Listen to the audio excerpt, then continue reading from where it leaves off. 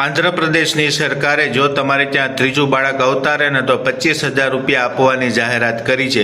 જે રીતે આંધ્રપ્રદેશમાં વસ્તી ઘટી રહી છે ને જોતા ત્યાંના મુખ્યમંત્રી ચંદ્રબાબુ નાયડુએ નિર્ણય લીધો છે કે જો જેમને 2 બાળકો હોય ને જેમના ઘરે ત્રીજું બાળક આવે છે ને તો એમને સરકાર તરફથી 25,000 રૂપિયા આપવામાં આવશે।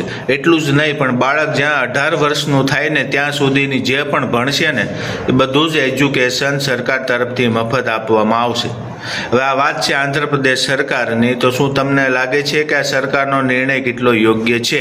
એ લોકોનો વૃદ્ધિ દર ધીમે ધીમે ઘટી રહ્યો હોવાથી સરકાર દ્વારા આ નિર્ણય લેવામાં આવ્યો છે કે આપણા રાજ્યની વસ્તી ફરીવાર જે રીતે પ્રજનન પામે છે એ રીતે વૃદ્ધિ દર થવો જોઈએ, એને બદલે ઘટી રહી છે। તો હવે ત્યાંની સરકાર પ્રજાજનોને પ્રોત્સાહન આપી રહી છે કે ત્રીજું બાળક જો આવે ને તો તેમના ભવિષ્યને લઈને તમારે ચિંતા કરવાની જરૂર નથી। 18 વર્ષ સુધીનું થાય ત્યાં સુધી મફત શિક્ષણ અને 25,000 રૂપિયાની સહાય। આંધ્રપ્રદેશ સરકારના નિર્ણય વિશે તમે શું વિચારો છો? જરૂરથી કોમેન્ટ કરીને જણાવો।